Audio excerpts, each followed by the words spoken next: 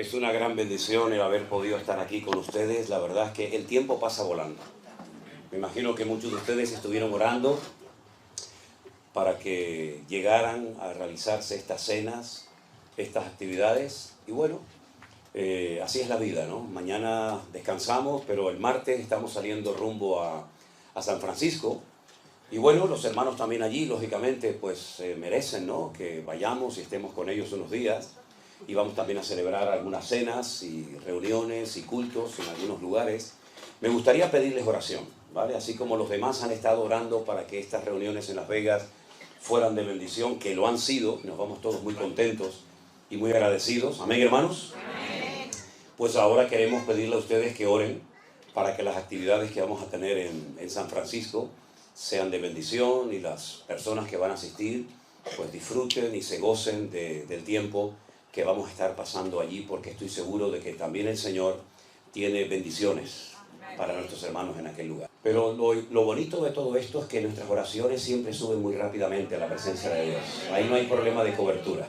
El Señor no pierde nunca la cobertura, no la pierdas tú. No pierdas tú la cobertura y la presencia del Señor en tu vida, porque ese es el tesoro más grande que tú tienes. Más grande que tus hijos, más grande que tu marido, tu esposa. El tesoro más grande que tú tienes, ni siquiera es tu ministerio. Es la presencia, la cobertura del Señor en tu alma y en tu corazón. Porque se puede vivir sin hijos, se puede vivir soltero, se puede vivir de una forma sencilla y humilde, pero no se puede vivir sin la presencia de Dios. Él dijo, separados de mí, nada podéis hacer. Y el hombre se empeña en demostrarse a sí mismo y a los demás que puede vivir sin Dios, y se equivoca rotundamente. El hombre sin Dios ha llegado a conductas y a comportamientos peor que animales salvajes. Las cosas que oímos, no sé aquí, porque aquí cuando llego, cuando estoy de viaje me desconecto completamente de las noticias y no sé lo que está pasando por ahí, a menos que sea algo muy grave, pero realmente cuando uno escucha, por ejemplo, las noticias en los noticieros de España, es increíble. Muchas veces tenemos que decir, oye, apaga eso, porque todos son tragedias. Niños que no sé qué, mujer que no sé cuánto, y estamos constantemente rodeados de noticias terribles. Y muchas veces, sinceramente, ni me interesa saberlas ni oírlas, a menos, ya digo, que sean noticias tremendas, como por ejemplo este tremendo y último terremoto que ha habido en Turquía. Cuando nosotros estábamos en Israel, yo no lo sentí, pero en algunas partes de Israel, sobre todo en la costa, sobre todo en la ciudad de Tel Aviv, dice que sintieron parte de este movimiento, porque allí en Israel hay dos placas tectónicas, la africana y la asiática, y una sube y la otra baja, y cuando golpean, los terremotos son terroríficos. Y cuando me llegó la noticia de que había habido un terremoto de una magnitud tremenda en Turquía, y iban por 200 o 300 muertos, yo dije, oh, madre mía, 300 muertos, qué barbaridad, qué tragedia, ¿no? Hermanos, 300, ojalá hubieran sido solamente 300.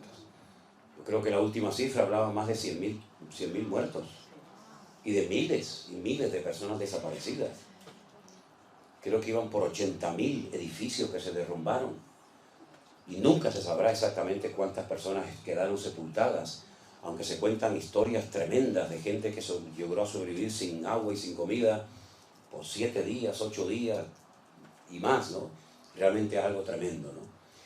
Pero bueno, queridos hermanos, este es el mundo en el cual vivimos. La vida no es fácil, y para los cristianos muchísimo menos, sobre todo para los creyentes que quieren vivir como Dios manda. Ahora, si quieres ser un cristiano del montón, si quieres ser un cristiano de estos light, como yo llamo, sin compromiso, que hagas lo que te dé la gana, y bueno, entonces a ti no te va a pasar nada, entre comillas. Ya bastante desgracia tienes con ser así. Pero si quieres ser un cristiano como Dios manda, de alguna manera sentirás presión en tu puesto de trabajo. Tus amigos, quién sabe, hasta en tu propia iglesia. Nunca ha sido fácil para un cristiano que quiere ir en serio y poner su vida en orden, desde los pies a la cabeza. Nunca ha sido fácil la vida, pero contamos con el favor y con la bendición y el aval de nuestro Dios. Amén, hermanos. Y yo quisiera leerles en esta tarde parte de un capítulo que a mí siempre, de toda la vida, cada vez que lo he leído, para mí ha sido de una bendición tremenda, porque hay pocos capítulos en la Biblia, digamos, monográficos. Es decir, que hablen de un solo tema. Hay capítulos que tocan diferentes temas, ¿no? Y van saltando de un tema a otro. Y ya digo, hay muy pocos, hay algunos, pero muy pocos capítulos en la Biblia que toquen desde el primer versículo prácticamente hasta el último un solo tema, ¿verdad? Y lo vayan desarrollando progresivamente, como por ejemplo el caso de 1 Corintios 13, que es un capítulo que habla fundamentalmente del amor, y en cada versículo te va dando una información, un dato interesante acerca del tema del amor, ¿verdad? Sus características, sus aplicaciones, etc. Tenemos, por ejemplo, el capítulo 12 de la carta de Pablo a los Romanos. Es un capítulo que habla acerca de los dones del Espíritu Santo y que lo mezcla con los deberes de los cristianos, de los hijos de Dios. El capítulo 8 de la carta de Pablo a los Romanos, viviendo en el Espíritu, ¿verdad? ¿Qué significa eso de vivir en el Espíritu? ¿En qué consiste?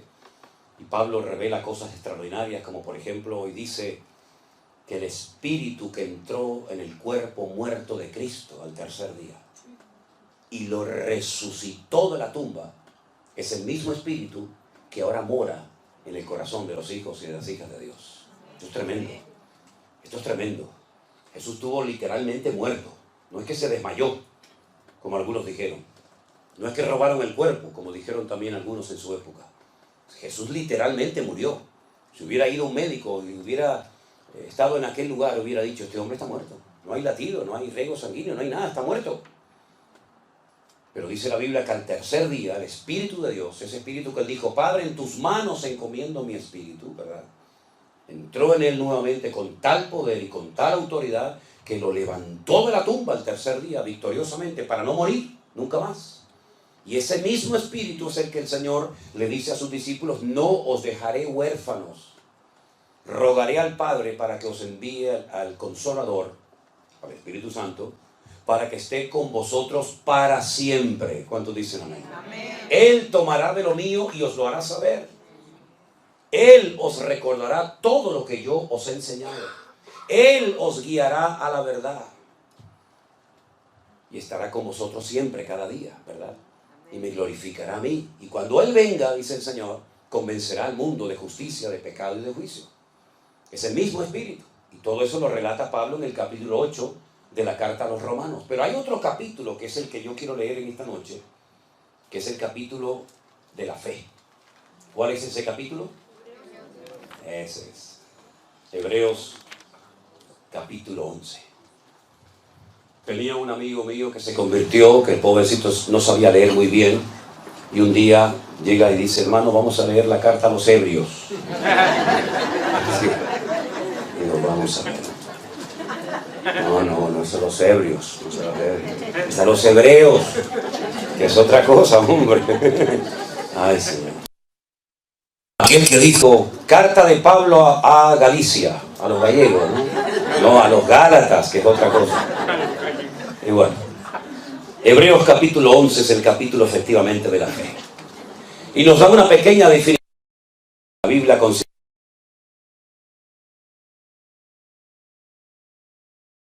la certeza de lo que se espera, la convicción de lo que no se ve. ¿Qué te parece?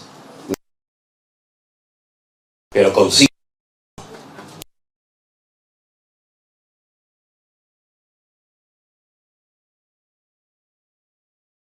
Dios mediante.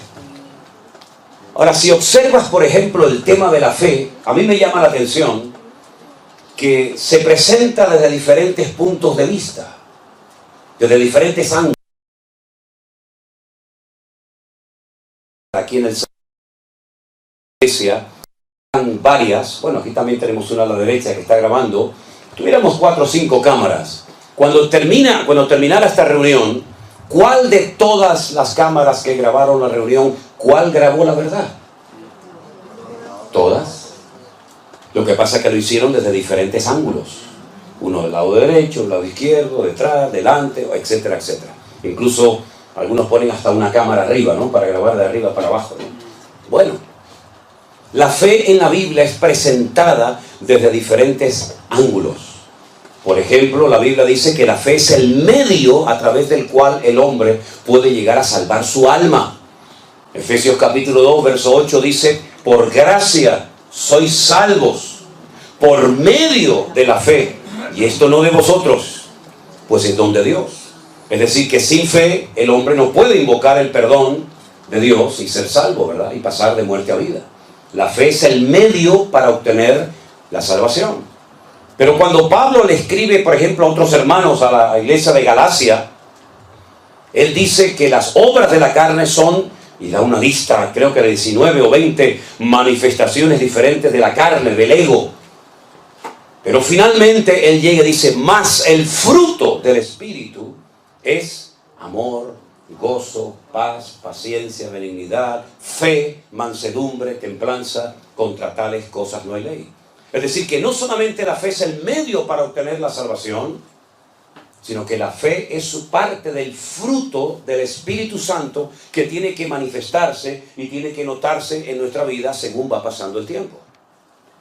Pero es curioso que cuando le escribe a los Corintios, Pablo no utiliza el tema de la fe como el medio para la salvación o como parte del fruto de una de las características de una vida conectada con Dios, sino que él habla de un don. Él habla de 9 dones, pero uno de los que él menciona dice el don de la fe. Y yo pongo el siguiente ejemplo. Imagínense los hermanos que se fueron esta mañana a sus respectivos hogares. Bueno, tuvieron que llenar el depósito de su vehículo de gasolina hasta arriba, porque van a viajar muchos kilómetros y van a hacer muchas horas conduciendo. Y no pueden viajar con el depósito en reserva, ¿no? Sino tienen que llenarlo hasta arriba, y probablemente durante el camino tendrán que volver a llenarlo y soltar el dinero. Ahora, si usted quiere ir de aquí a unas cuantas cuadras, tal vez con la poquita gasolina que usted tiene en este momento en su carro, en su coche, usted puede llegar sin ningún problema. Pero si usted quiere emprender un largo viaje, con esa gasolina usted no va a llegar, se va a quedar tirado en el camino. ¿Hasta dónde tú quieres llegar en tu relación con Dios? Tal vez con la fe que tienes puedes llegar de aquí a la esquina y puedes hacer alguna cosita. Pero si tú quieres adentrarte en una auténtica aventura con Dios, no te va a quedar más remedio que llenar el depósito de fe de tu corazón. Porque con la fe que tienes a lo mejor no llegas ni de aquí a la esquina. Ahora vemos en la palabra de Dios que la fe puede crecer, también menguar, y también puede ser contaminada. Pero hablemos de cómo crece la fe, ¿verdad? Porque si la Biblia dice en el versículo 6 que sin fe es imposible agradar a Dios, entonces nos conviene tener mucha fe. ¿No estamos de acuerdo, hermanos? Sin fe es imposible agradar a Dios. Por lo tanto, yo necesito saber cómo puedo tener una buena fe, robusta, firme, madura, para que cuando llegue el momento de la prueba, que llegará, mi fe no me falle y esté en óptimas condiciones. Bueno, analizando la palabra de Dios, uno se da cuenta de que la fe, tarde o temprano, para que crezca, tendrá que ser probada por el fuego, dice Pedro. La fe, aunque es más preciosa que el oro, tendrá que ser probada por el fuego de la prueba. Y entonces ves en la Biblia que prácticamente no hay ni uno de los grandes hombres de Dios que su fe no fue probada en un momento puntual de su vida. Miren, por ejemplo, la vida del patriarca Abraham. Abraham vivía en lo que sería hoy en día aproximadamente Irak, por allí, por el Éufrates, por el Tigris, por Mesopotamia. De repente este hombre recibe un llamado del Dios vivo y verdadero diciéndole que lo deje todo, tierra, padre, familia, que renuncie a su herencia, porque así ocurría, que lo deje todo y que se adentre al desierto a caminar, y dice que salió sin saber a dónde iba. Cuando usted salió de su casa, de su ciudad, hace unos días para poder venir a estas reuniones, usted sabía a dónde iba, ¿sí o no? Cuando usted salió esta tarde de su hogar para venir a esta reunión, usted sabía a dónde tenía que ir. Pero si alguien paraba a Abraham por el desierto y le decía, ¿a dónde vas? Abraham no podía dar una respuesta coherente, decía, no lo sé. ¿Cómo puede salir un hombre dejándolo todo atrás y encima no saber a dónde voy? Salió sin saber a dónde iba, dice la palabra. Versículo 8 dice, obedeció para salir al lugar que había de recibir como herencia y salió sin saber a dónde iba. Versículo 9. Por la fe habitó como extranjero en la tierra prometida, como en la tierra ajena, morando en tiendas con Isaac y Jacob, coherederos de la misma promesa. Es decir, pasó de una vida de confort, de una vida de estabilidad, con su trabajo, con su familia, etcétera, etcétera, a una vida de nómada. No sé a dónde voy y dejo mi casa, dejo mis patrimonios, dejo todo para vivir en tiendas de campaña, cosa que nunca había hecho. ¿Cuánto tiempo? No lo sabía. ¿A dónde vas? Tampoco lo sabía. Y todo eso lo hizo por fe en el llamado que había recibido de parte de Dios. Porque Dios le había hecho una promesa. Y la promesa consistía en que sería dueño, él y su descendencia, de todo un país. La tierra de Canaán, la tierra de Israel. Y dice aquí, porque además de todo eso, esperaba la ciudad que tiene fundamentos, cuyo arquitecto y constructor es Dios. Ahora díganme ustedes, ¿qué ciudad ha construido y edificado y diseñado Dios? ¿Dónde está esa ciudad que ha construido Dios? Que la ha diseñado hasta el más mínimo detalle. ¿Dónde está esa ciudad? Porque de esa ciudad no se habla nunca en el Antiguo Testamento. No se habla ni en la ley de Moisés, no se habla ni en los salmos, no se habla en ninguna parte, pero dice aquí el autor de este capítulo que Abraham salió, número uno, sin saber a dónde iba, agarrado firmemente a una promesa de heredar algún día una tierra. Vete tú a saber dónde estaba esa tierra. Y además, en el fondo, lo que Abraham realmente buscaba era la ciudad cuyo arquitecto y fundador es Dios. ¿Cómo podía saber él que existía esa ciudad? ¿Y dónde estaba esa ciudad? Si el primero en toda la historia de la Biblia que nos relata esa ciudad, cómo es, sus medidas, sus materiales, etcétera, etcétera, hasta su nombre, fue Juan en el libro del Apocalipsis, en el capítulo 21 y 22 del Apocalipsis. Pero dice la Biblia que salió sin saber dónde estaba, pero la buscaba, y dice que la saludó y la vio de lejos. Por eso es el hombre llamado en la Biblia el padre de la fe. Esa ciudad cuyo arquitecto y fundador y diseñador es Dios, es nada más y nada menos que la Nueva Jerusalén. Si quieren saber cómo es, si quieren saber cuáles son sus características, sus medidas, sus materiales, etcétera, lean esta noche antes de dormir el capítulo 21 y 22 de Apocalipsis y te vas a quedar asombrado, porque ahí está la ciudad que Abraham buscaba y dice que la vio. Es decir, aún antes del nacimiento de la iglesia, aún antes del nacimiento físico y terrenal del Señor Jesucristo, ya Dios había construido esa ciudad destinada en la eternidad para ti y para mí. ¿Cuántos dicen amén? Tremendo. Fíjate que un día los judíos, hablando con el Señor Jesucristo, Él habla de su eternidad y les dice, yo soy antes de Abraham. Y le dijeron, ¿cómo vas a ser tú antes de Abraham si no tienes ni 40 años? Por poner una cifra, ¿no? Si ustedes verdaderamente fueran hijos de Abraham, como le dijo el Señor a los judíos, creerían en mí, porque Él vio mis días y se gozó.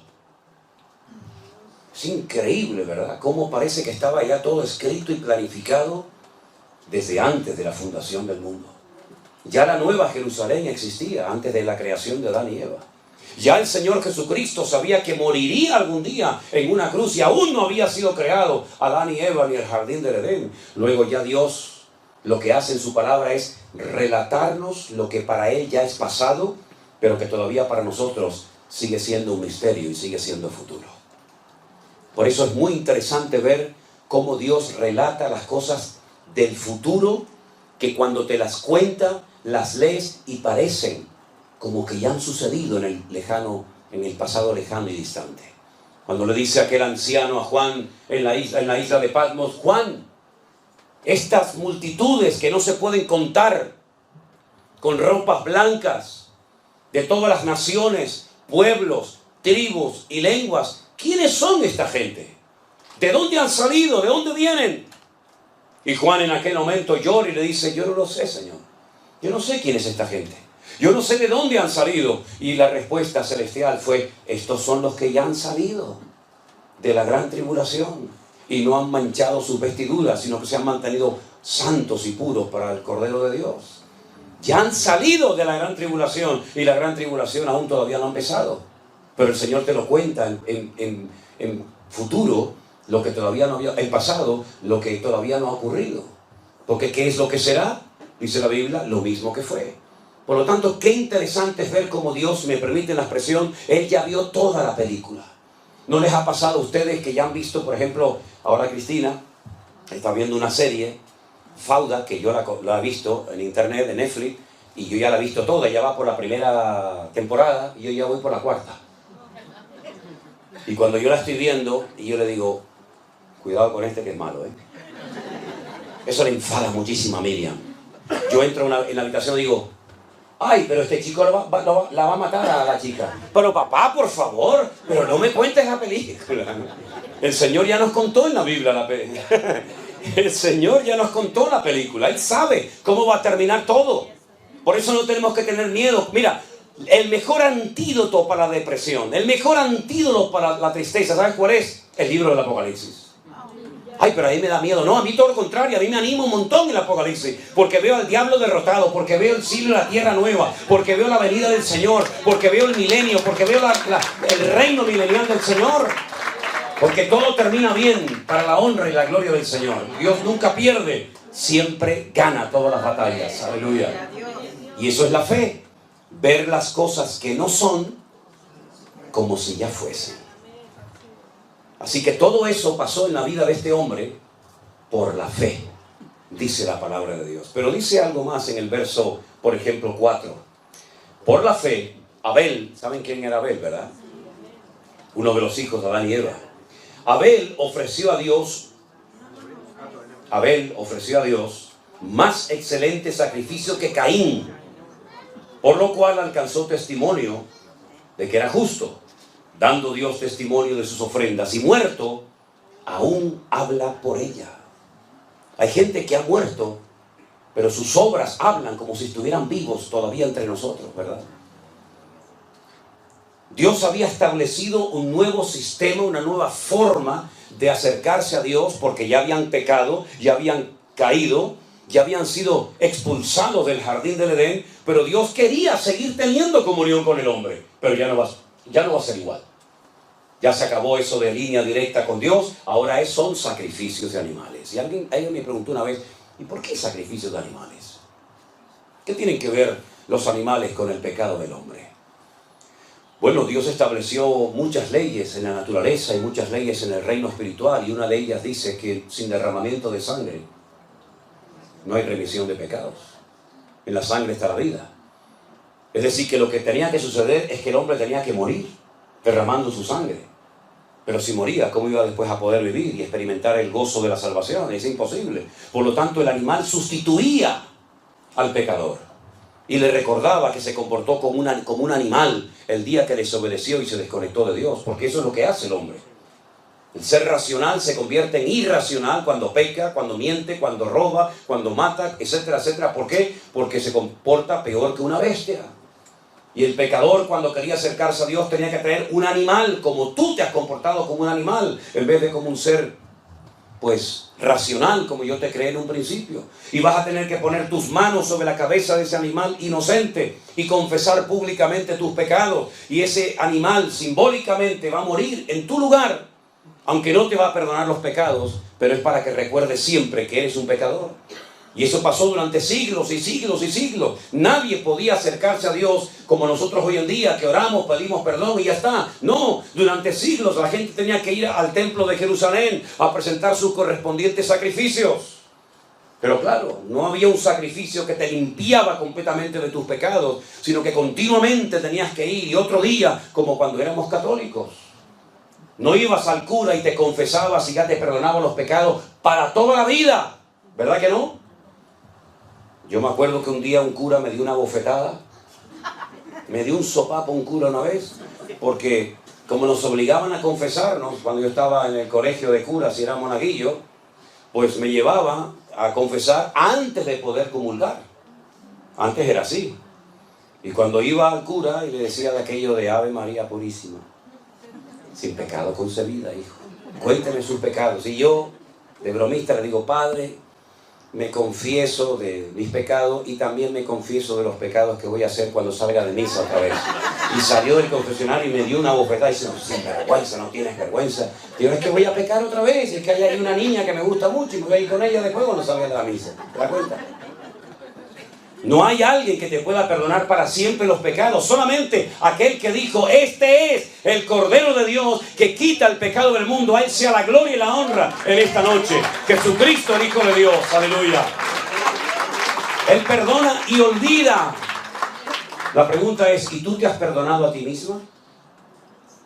Porque hay gente que Dios ya les perdonó, pero ellos siguen con la matraquilla de que soy pecador y no sé qué. Pero mira, si Dios ya no sabe lo que le estás diciendo.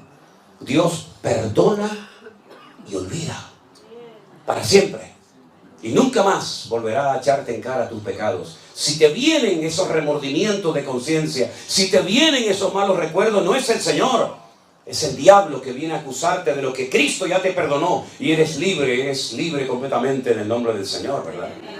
Y entonces cuando Abel sabía que tenía que ir ante la presencia del Señor con un sacrificio de animales, él fue y lo hizo así, porque eso era lo que Dios había enseñado. Pero su hermano Caín no lo hizo, porque era un desobediente, era un rebelde. ¿Quién le enseñó a Caín a ser desobediente y rebelde?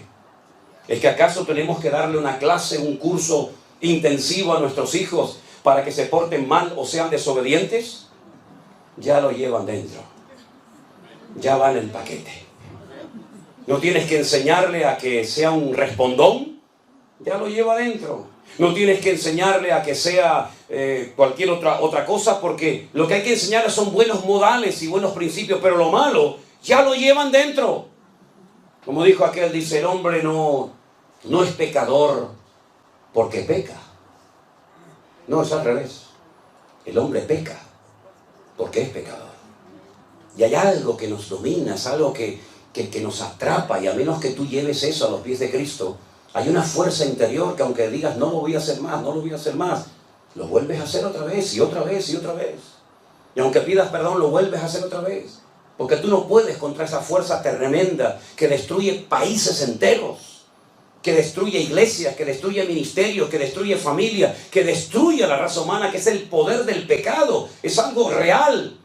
El poder más destructivo que hay es el poder del pecado. Y si no, mira cómo está el mundo, lleno de pecado, de desobediencia, de rebeldía, de soberbias por todas partes. Y para eso vino Cristo, para darte un poder más fuerte que el que te dominó durante años. Y cuando llega Caín a la presencia del Señor, no trae una ofrenda de animales, sino un producto de la tierra. Es decir, yo me acerco a Dios. Caín no era ateo, era un desobediente. Yo me acerco a Dios a mi manera. Me da igual lo que Dios haya dicho. Dice animales, yo traigo patatas del campo. Dios dice patatas del campo, yo traigo animales. Es el espíritu de la contradicción.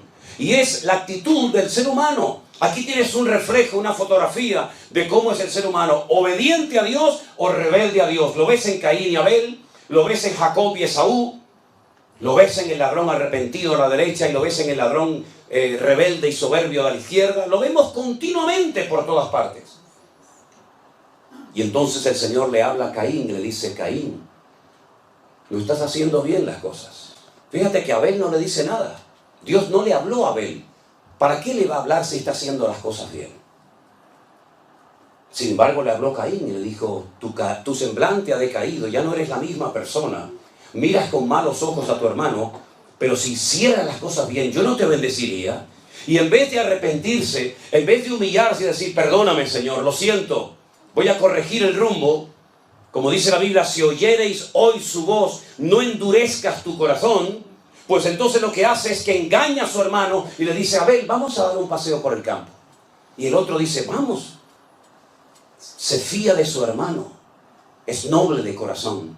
Ni siquiera se imagina lo que le va a hacer su propio hermano. Y dice la Biblia que su hermano Caín se levanta contra él y lo mata. El primer asesinato de la historia de la humanidad. Y Dios le vuelve a hablar a Caín, le dice, Caín, ¿dónde está tu hermano Abel? Lo confronta, ¿no? Y Caín le dice, ¿soy yo acaso guarda de mi hermano? Como diciendo, yo qué sé dónde está mi hermano.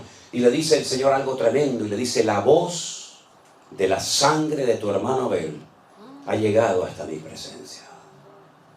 Aunque lo quieras ocultar, esa sangre inocente que ha sido derramada por tu mano ha llegado a mi presencia clamando por justicia. Y Dios maldice a Caín, y sabemos lo que pasó con Caín. Fue un ser errante, ¿verdad? Sin arraigo en ninguna parte del mundo, con una insatisfacción como le pasa a la gente hoy en día, que nada les llena. Se emborrachan, se drogan, van a fiestas, van a casinos, viajan, se casan, se divorcian, se juntan con una, se juntan con otra, se meten en una secta, salen de una secta, se meten en otra, tienen dinero, pierden el dinero, vuelven a ganar dinero, y hay una constante insatisfacción en su vida y nada les llena. Es como un hueco que nunca se termina de llenar, porque cuando una persona es desobediente y arrogante y le da las espaldas a Dios, nunca te sentirás feliz ni en paz en esta vida. Es el espíritu de Caín, el espíritu errático, el espíritu que cuando está aquí quiere estar allá, cuando está allá quiere estar aquí, cuando hace frío dice, ay, a ver si viene el calor y quiere estar el frío, cuando está navegando en alta mar quiere llegar a tierra, cuando está a tierra quiere volver a alta mar, cuando es de día anhela la noche, cuando es de noche anhela de día. Es una constante insatisfacción, y esa es la característica típica del que está fuera de la voluntad de Dios. Sin embargo, el que está en la voluntad de Dios, le da igual si hace frío o calor, le da igual si le aplauden o le critican, le da igual si tienes que predicar a unas sillas vacías o a un auditorio de miles de personas. ¿Sabes por qué? Porque ya el vacío lo llenó el Señor Jesucristo, nuestro amado y bendito Señor. Aleluya. Es así, hermano, es así. ¿Y por qué Abel fue obediente? Porque dice que lo hizo por fe, porque la fe nos ayuda a ser obedientes y la rebeldía nos ayuda a ser gente desobediente. Tú tienes que elegir en esta noche qué tipo de vida, qué modelo de vida tú vas a vivir. Y otra cosa, para los que son padres y madres, lo que tú elijas, el camino de la obediencia, el camino del sometimiento al Señor, o el camino de la desobediencia y dándole las espaldas a Dios, quieras o no quieras, te pongas como te pongas, se lo vas a transmitir a tus hijos. Así que ándate con ojo. Porque no solamente los seres humanos tenemos la capacidad de transmitir nuestra genética a nuestros hijos, sino también hay una influencia espiritual sobre nuestros hijos que se transmite aunque no creas en ello. Por eso es muy importante que tú no solamente analices tus palabras, sino tu actitud. Porque puedes decir todo lo que tú quieras y puedes gritar y puedes hacerte el macho y puedes hacerte lo que tú quieras. Pero si tu vida por dentro no es igual que lo que parece ser por fuera, tú vas a transmitir tu rebeldía, tu amor al Señor, tu pasión por la obra del Señor o tu rechazo al Señor y a su palabra. Lo vas a transmitir quieras o no quieras. O es que no hemos leído en la Biblia que dice, tal la madre, tal la hija. Vemos un niño pequeño y decimos, ¿cómo se parece a su padre? Es igualito, igual de terco, de cabezón que el padre o que la madre. Y el niño tiene meses, pero ya comienza a brotar ese germen que llevamos por dentro. ¿Se acuerdan cuando el Señor Jesucristo le dijo a sus discípulos aquella frase preciosa? En el mundo tendréis aflicción, pero confiad, yo he vencido al mundo. Mi paz, dice el Señor a sus discípulos, mi paz os dejo. No como el mundo la da. Es decir, la paz que tenía Cristo, el príncipe de la paz, no se la llevó al cielo con él, sino que se la dio a Pedro, se la dio a Juan, se la dio a Santiago, y todos tenían la misma paz que tenía el Señor Jesús. Pasa el tiempo, ya tienen en su corazón la paz de Cristo, y ahora el Señor reúne a sus discípulos y les dice, quiero mandarles de 2 en 2 a todos los lugares, aldeas, pueblos y ciudades donde yo voy a ir a llevar la palabra. Cuando lleguen a una casa, si no os reciben, si no os dan hospitalidad como era en la época, lo que se tenía que hacer, vuestra paz volverá a vosotros. Pero si en una casa os dan hospedaje, os dan comida, os tratan bien, etcétera, etcétera, vuestra paz reposará sobre esa casa. Es decir, ya ellos podían transmitir la misma paz que el Señor Jesucristo les dio, porque recibían de Cristo y de ellos podían dar a los demás. Por eso cuando vas al Sermón del Monte, a las famosas bienaventuranzas, te encuentras que a los hijos de Dios se les conoce como pacificadores. Bienaventurados los hijos de Dios, porque ellos serán llamados pacificadores. ¿Qué transmites tú en tu casa? ¿Qué transmites? Ustedes saben que cuando una persona, por ejemplo, fuma, el olor del humo, del tabaco, se le impregna. ¿Sí o no?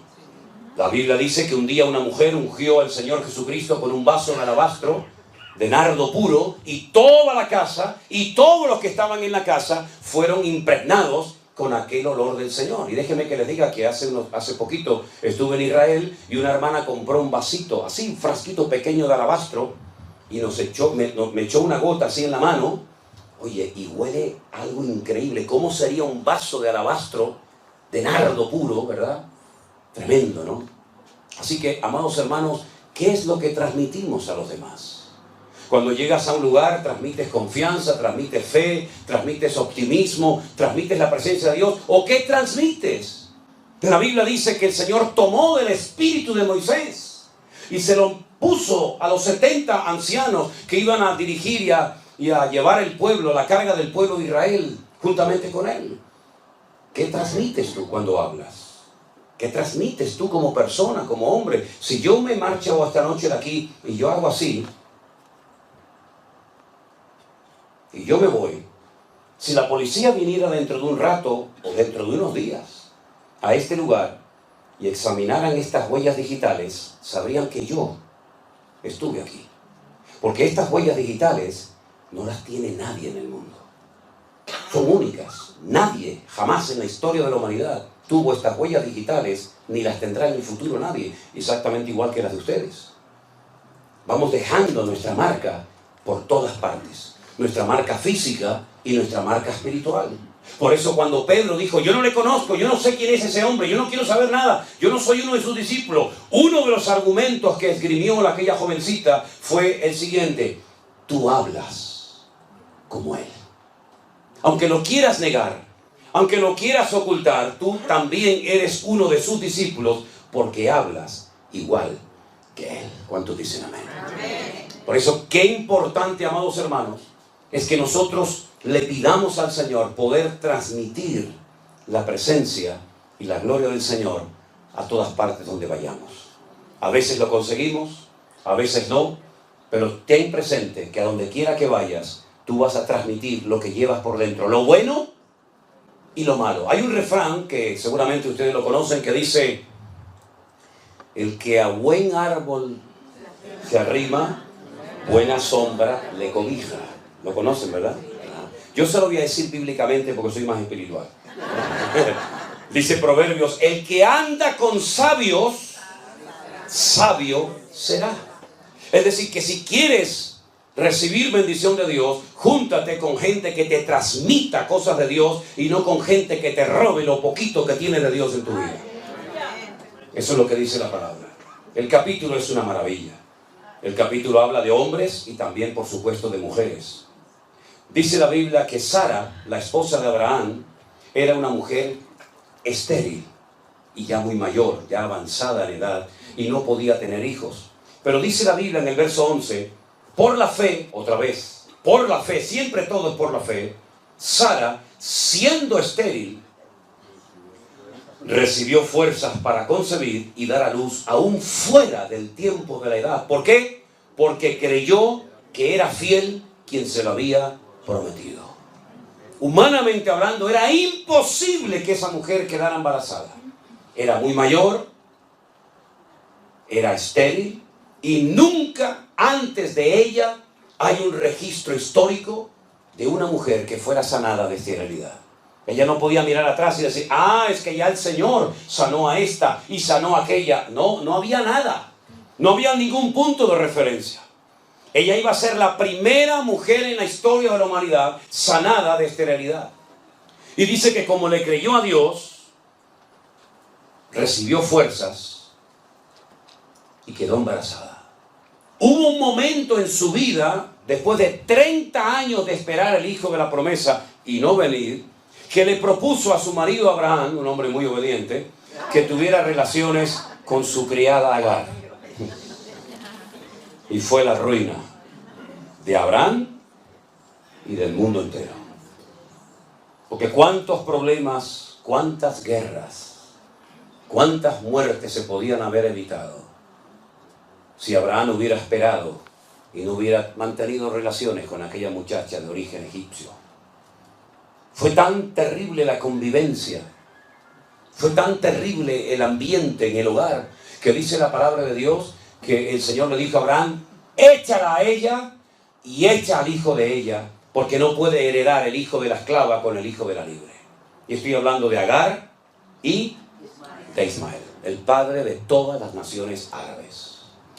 Que cuando la Biblia habla de él, porque Abraham lógicamente lo amaba porque era su hijo, de momento era el único que tenía, la palabra en hebreo, el término que emplea será un Pere Adam. No un Adán Pere, sino un Pere Adán. Pere significa en hebreo salvaje, indomable. Y Adán significa hombre. Y no es que invierte el orden por equivocación del error, del copista. No, es que lo hizo a propósito. Lo que va a predominar en él, más que su parte humana, va a ser su parte animal. Es un salvaje. Él siempre estará en contra de todo el mundo. Y todo el mundo estará siempre en contra de él. Y por su espada vivirá. Así es que esto es imposible, esta convivencia entre unos y otros. Cógelo y échalo de casa y yo me encargaré de él. Y es entonces cuando ella es expulsada del hogar de Abraham, cuando el Señor se le presenta en un pozo, y es la primera vez que el Señor le habla a través de un ángel a una persona en la humanidad, Agar. Y le promete que va a ser príncipe de 10 naciones y le promete prosperidad, como hasta el día de hoy la vemos. Naciones que cuando vas, tú dices, pero esta gente ¿qué tiene? Si no tienen ni un árbol. No tienen nada más que arena, arena, arena y nada más que arena. Sí, pero escarba un poquito debajo de la arena. Y vas a ver la bendición de Abraham. Vas a ver cómo son capaces de vivir en lugares donde hay 60, 70 grados de temperatura en Celsius, pero son capaces de poner al mundo de rodillas. Porque lo que tienen debajo no lo tiene ninguna nación de la tierra. Y curiosamente heredaron una característica de su padre Abraham, como es la hospitalidad. No hay pueblo más hospitalario que las naciones árabes. ¿Qué te parece? Pero dice la palabra de Dios que cuando esta mujer es expulsada del hogar y el Señor le cuida y le protege milagrosamente, es entonces cuando Sara recapacita y se da cuenta que cuando Dios te da una promesa, tienes que aprender a esperar en la promesa de Dios, aunque pase mucho tiempo. Porque Dios cuando te promete algo, a veces te da una indicación de cuándo vas a ver el cumplimiento de dicha promesa que has recibido. Pero en la inmensa mayoría de los casos, incluso en la Biblia, cuando Dios le da una promesa a alguien, no le dice cómo se va a cumplir o cuándo, sino que da la promesa, lanza la promesa y entonces entra en juego la fe. Porque por la fe te sostienes en esa promesa y te das cuenta de que es mejor no hacer nada que intentar ayudar a Dios y estropear el plan y el propósito de Dios para tu vida. Y que fue lo que le pasó a Abraham. 30 años, no venía el hijo de la promesa, mantiene relaciones con Agar, queda embarazada y el Señor dice, ese no es el hijo que yo te había prometido. Eso es lo que tú has hecho en la carne. Y a veces en la carne has hecho algo que te ha salido aparentemente bien, pero a la larga te pasa la factura. Una noche de placer te puede arruinar un matrimonio de 40 años. Una noche loca te puede arruinar toda una vida. Eso fue lo que le pasó a Abraham. Se dio cuenta de que Dios no necesita ayuda para cumplir con sus promesas. Hay casi 8,000 y pico de promesas en la Biblia. Y aquí lo que juega es el factor de la fe. Yo creo que lo que Dios me ha prometido se va a cumplir. Tal vez no será hoy, no será mañana, pero lo que Dios me ha prometido se va a cumplir. Porque todas las promesas del Señor en su palabra son sí y amén en Cristo Jesús, Señor nuestro.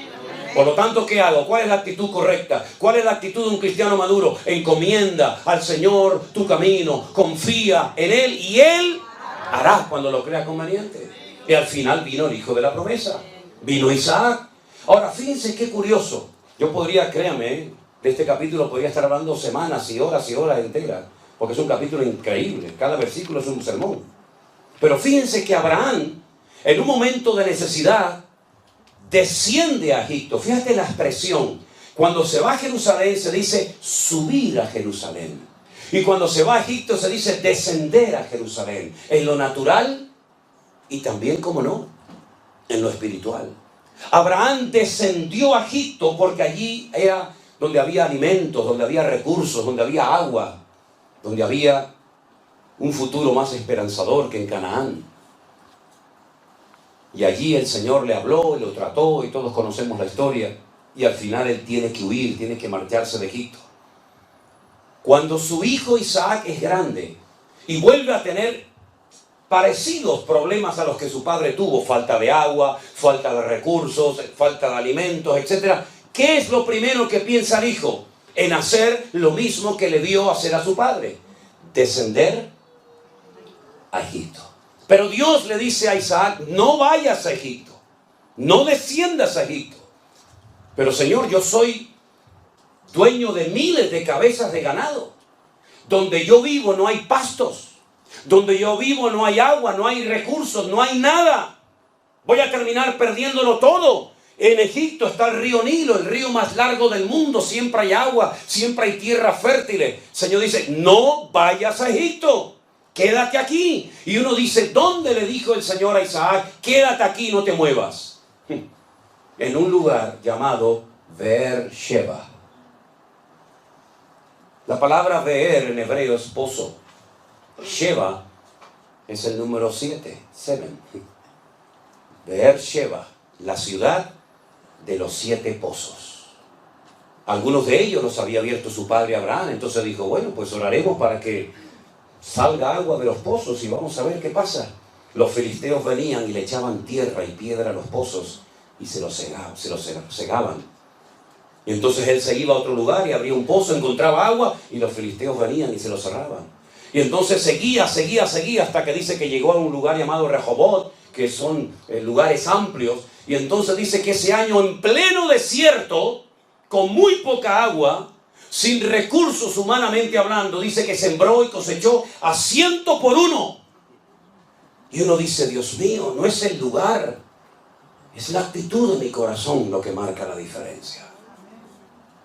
No es América, no es Europa, no es África, no es aquí ni allá. Es mi fe en Dios lo que marca la diferencia. Porque puedes estar en un lugar de prosperidad y de bendición y de trabajo, pero está la bendición de Dios sobre tu corazón. Porque el lugar es lo menos importante, hermano, créame. El lugar es lo de menos. Lo importante es tu corazón y tu fe en el Señor.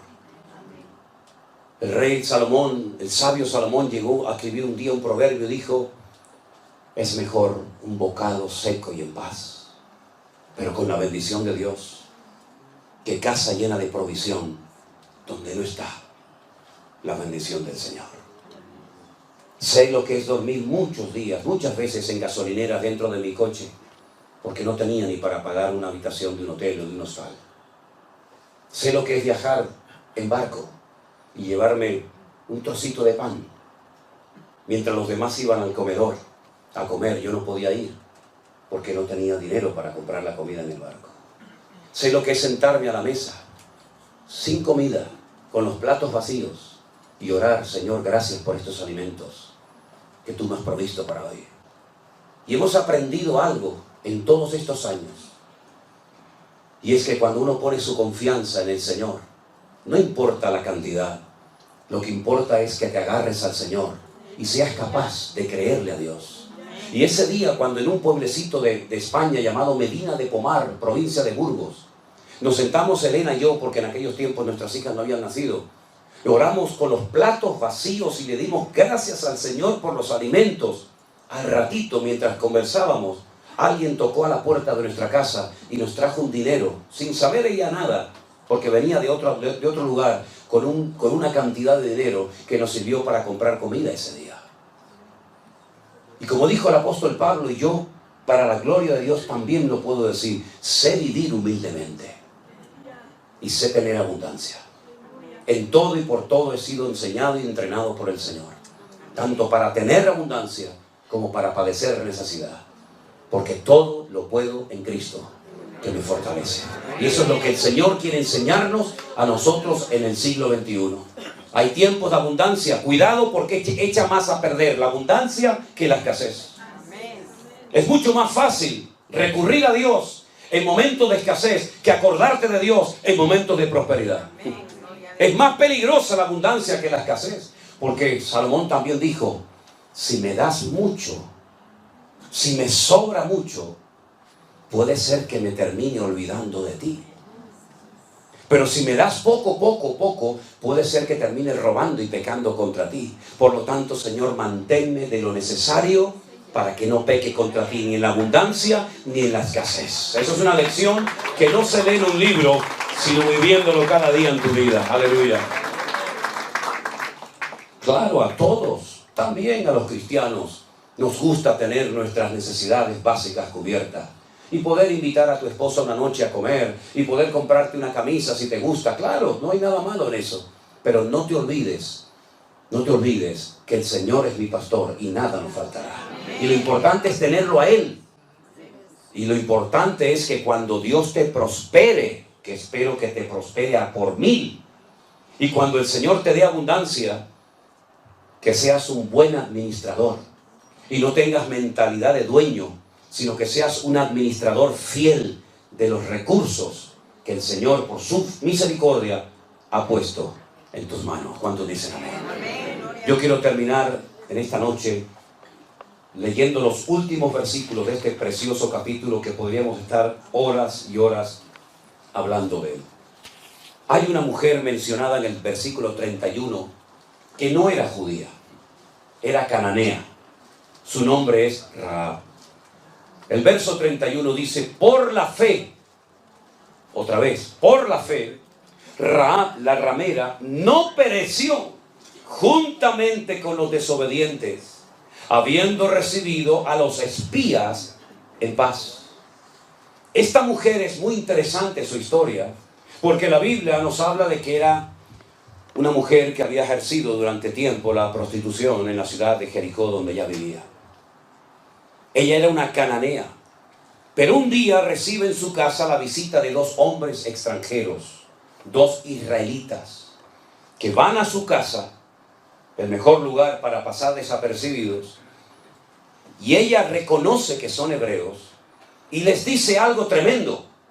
A veces lo leemos y no somos conscientes de la profundidad de aquella conversación durante la noche de Rahab con estos 2 hombres. Les dice, hemos oído lo que vuestro Dios ha hecho por vosotros cuando os sacó de Egipto. Lo hemos oído.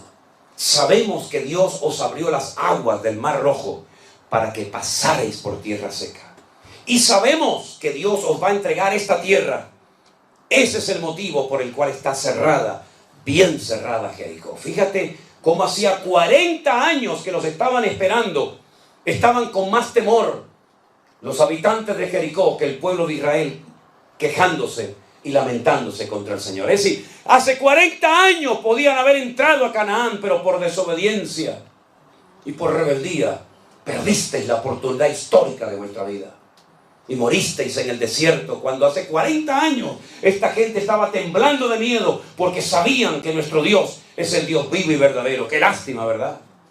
Qué lástima cuando el inconverso te tiene que recordar que eres cristiano. Qué lástima cuando el inconverso te da lecciones de buen padre en vez de tú dárselas a él, ¿verdad? Yo solamente os pido, decía Rahab, que tengáis misericordia de mi vida y de mi familia. Y estos hombres hicieron un pacto con ella y le dijeron, si tú no nos delatas, si tú no le vas con el cuento, con el chisme al rey, diciéndole a él que hemos estado en tu casa, te salvaremos la vida. Pero tienes que estar dentro de tu casa cuando entremos a conquistar la tierra de Jericó, la ciudad de Jericó. Y tienes que amarrar este cordón rojo, ¿verdad?, en la ventana de tu casa, para que al entrar en la ciudad, los soldados, cuando vean esa tela colgando en tu ventana, sepan que ahí no tienen que entrar a matar a nadie. Si cumples con estas dos condiciones, te salvaremos tu vida a ti y a toda tu familia. Ahora tú imagínate Rahab yendo casa por casa, convenciendo a su padre, a su madre, a sus primos, a sus cuñados, a sus sobrinos, dándoles testimonio, ¿verdad? Vengan a mi casa, pero ¿cómo vamos a ir a tu? Vengas a mi casa que hay salvación. La verdad que la fe de Rahab fue tremenda, ¿eh? Y dice la Biblia algo interesantísimo sobre su casa. No sé si se acuerdan. La ciudad de Jericó era como dos círculos concéntricos, uno dentro del otro. Había una muralla exterior y otra muralla interior, y entre muro y muro, dice la Biblia que Rahab había construido su casa. Vivía entre un muro y otro. Quédense con ese detalle. Cuando llega el día de la invasión, de la conquista de Jericó, la Biblia dice que las murallas de Jericó se derrumbaron. Y cuando arqueólogos descubrieron las antiguas murallas de Jericó, llegaron a una conclusión muy interesante. Se dieron cuenta por la posición de las piedras que las murallas no habían caído de una forma normal. No habían caído de adentro hacia afuera o de afuera hacia adentro, se habían derrumbado los muros, sino que cayeron exactamente igual que aquella imagen que tenemos en nuestra mente del día de las Torres Gemelas, cuando se desmoronaron sobre sí mismas, porque fue una obra de Dios. De arriba abajo se desmoronaron aquellas piedras, pero la casa de Rahab, que estaba entre el muro de afuera y el muro de adentro, no se cayó. Se cayó todo a su alrededor, pero su casa permaneció. Y ahí se cumple la promesa que dice: caerán a tu lado 1000 y 10.000 a tu diestra, mas a ti no llegará, por cuanto has puesto tu confianza en el Señor. Fuertes aplausos a nuestro Dios. Eso es lo que hace Dios. Te protege, te cuida de noche y de día. Y verás por todas partes tragedia, pero verás como Dios te cuida y te bendice, y tú dices: Dios mío, qué tremendo como tú eres. Y resulta que esta mujer cananea, que repito, no era del pueblo de Israel, estaba bajo aquella maldición que había lanzado Can, ¿se acuerdan? Noé, cuando dijo: maldito sea Canaán, ¿se acuerdan? Cuando lo vieron desnudo, y él maldijo a alguien que ni siquiera existía en aquel momento, sus 3 hijos, Sem, Can y Jafet, y maldice al nieto, al hijo de Can, a los cananeos. ¿Y cómo se llamaba la tierra donde vivía Rahab en aquel tiempo? Canaán. Los cananeos estaban todos bajo la maldición de Noé. Pero ella resulta que se incorpora, se integra en la vida del pueblo de Israel y se casa con uno de los espías. ¿Sabían eso? Que se llamó Salmón. No, sino Salmón. Que esta mañana hablé de Salmón. Se casó con Salmón. Y entonces, cuando uno se convierte de verdad al Señor, las maldiciones forman parte de la historia. Ya puedo dormir en paz me acostaré y así mismo dormiré, porque solo tú, Señor, me haces vivir confiado. Ya no tengo miedo de lo que me hizo mi padre, lo que me hizo mi abuelo, de lo que pasó en la Reconquista, lo que no, ya, yo no tengo nada que ver con eso. Yo voy a quitar del pueblo, dijo el Señor, ese refrán que tenéis que no concuerda con la realidad. Los padres comieron las uvas y los hijos tuvieron la dentera. El alma que pecare, esa morirá. El hijo no morirá por los pecados del padre, ni el padre morirá por los pecados del hijo, sino que el alma que pecare, esa morirá. Así que ella ya no es una mujer bajo maldición, sino que ahora toda la maldición se convierte en bendición y queda embarazada y tiene nada más y nada menos que a un hijo que se llamó Booz. Booz. Díganlo en español, Booz. Con Z. Y Booz llegó a ser uno de los hombres más ricos de Israel. Un terrateniente que tenía tierras en abundancia. Y un día ve venir por el horizonte a una mujer de los campos de Moab, viuda, con una mano delante y una mano detrás, pobrecita, tratando de sustentar su vida y la de su suegra. y se enamora de ella y se casa con ella. El hijo de Rahab se casó con Ruth, la moabita, y quedó embarazada y tuvo un hijo llamado Obed.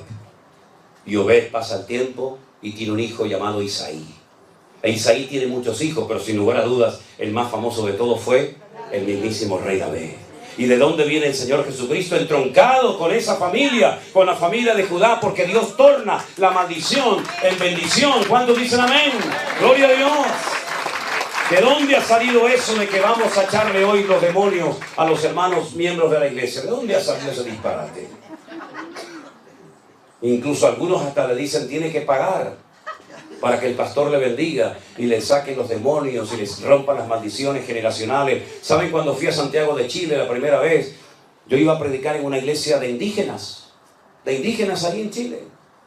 Y estábamos en una plataforma, un montón de gente, y yo estaba entre ellos y me dice el pastor al oído, usted viene de España, ¿verdad? Y le digo, sí, de las Islas Canarias vengo. De España, ¿no? Digo, sí, de España. Dice, pastor, sería muy bueno que usted hoy cuando se suba a la plataforma a predicar le pidiera perdón a la iglesia. Y era la primera vez en mi vida que estaba allí. Digo, ¿hice algo malo? ¿Por qué le tengo que pedir perdón? Dice, porque usted sabe lo que hicieron los españoles en América. Se llevaron el oro, le daban espejos y los indígenas le daban los collares y claro, los españoles fueron muy malos. Y le digo, ¿qué tiene que ver el espejito conmigo, hermano? O sea, a mí también el gobierno me saca el oro, ¿qué quiere que me diga? No, pero sería bueno, pastor. Entonces me subo a la plataforma y bueno, por quedar bien con este caballero, le digo, bueno, hermanos, es la primera vez en mi vida que estoy en esta iglesia, fue la última, ya nunca más fui. Quiero pedirles perdón por lo que hicieron mis antepasados españoles en América. Uy, se entró un llanto a la iglesia, empezó todo el mundo a llorar. Y yo digo, uy, ¿pero qué pasó ahora? Y lloraban los indígenas y el cacique lloraba por allí y el otro. Y entonces se sube el más viejo de todos, el más mayor, se sube a la plataforma, me da un abrazo y me dice, pastor, hoy se ha roto un odio en mi corazón contra ustedes. Y yo decía para mí, decir que me tiene que pedir perdón es usted a mí, que me odia a mí. Yo no lo he visto a usted en mi vida, amigo. Y tenía esa espina clavada en su corazón, ¿verdad? Hermano, dice la Biblia, de modo que si alguno está en Cristo, nueva criatura es. Las cosas viejas pasaron, y aquí todo se ha hecho nuevo, aleluya. Y conoceréis la verdad, y la verdad os hará libres. Bueno, si usted quiere pedirle perdón por lo que hicieron sus padres, pues pídele perdón. Pero, hermano, los pecados son personales. Y tal vez su padre fue un hombre malo, perverso, terrible. Pero si usted es un hijo de Dios, su nombre ahora está escrito en el libro de la vida. Y usted no tiene que tener remordimiento de conciencia de lo que hicieron sus antepasados. Procure, ya que no puede arreglar su pasado, procure no estropear su presente y arruinar su futuro. Cierre sus ojos en esta noche, mi querido hermano.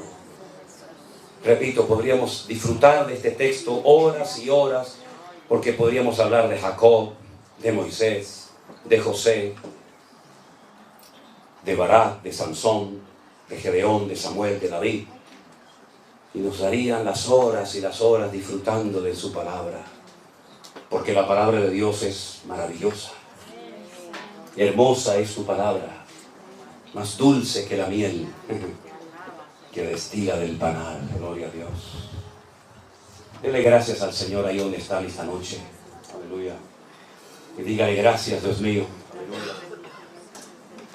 Porque soy libre en Cristo Jesús, mi Señor. Ya no tengo que tenerle miedo a nada ni a nadie. Porque el Señor me ha perdonado y ha echado a lo profundo de la mar todos y cada uno de mis pecados y nunca más se acordará de ellos. Gracias, Señor. Dígale al Señor, gracias, Señor. Hay tanta gratitud en nuestros corazones.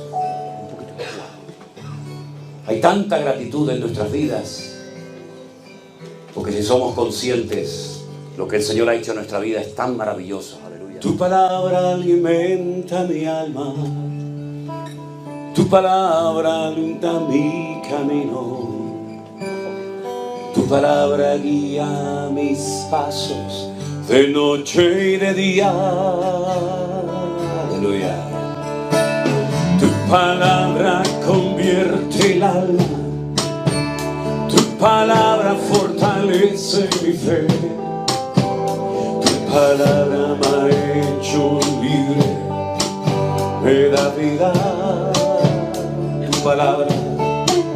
Tu palabra nunca pasará, tu palabra es poderosa, tu palabra llena mi vida cada día. Aleluya.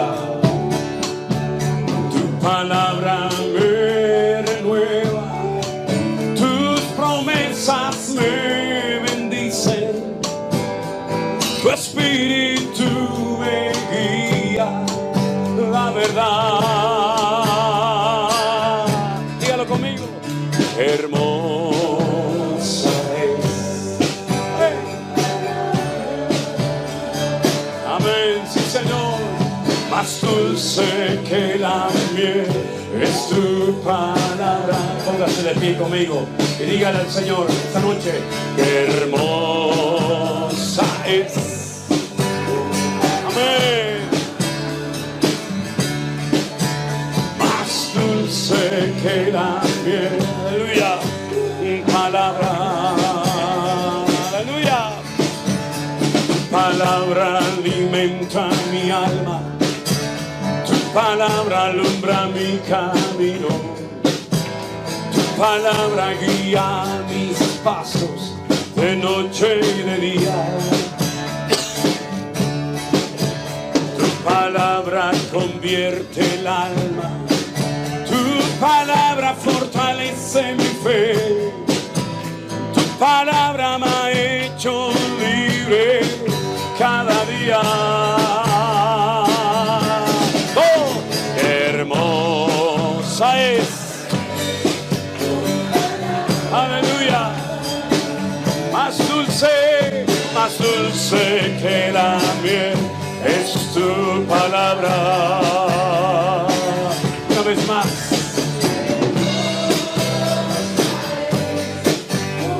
Amén. Más dulce que la miel es tu palabra. Dígalo conmigo. Qué hermosa es tu palabra. Aleluya. Amén. Una vez más, dígalo conmigo. Qué hermosa es tu palabra. Sí, Señor. Más dulce que la miel es tu palabra. Qué hermosa, hermosa es. Aleluya. Más dulce que la miel es tu palabra. Más dulce que la miel es tu palabra. Amén. Amén. Aleluya. Si es posible, tome la mano de su hermano a un lado. Dele gracias al Señor por esa persona. Esa persona tiene una familia. Tal vez tiene esposa, marido, hijos. En unas horas estaremos tal vez muchos de nosotros lejos de este lugar. Pero no nos olvidemos. Tengamos la unidad del cuerpo de Cristo. Oremos los unos por los otros cada día.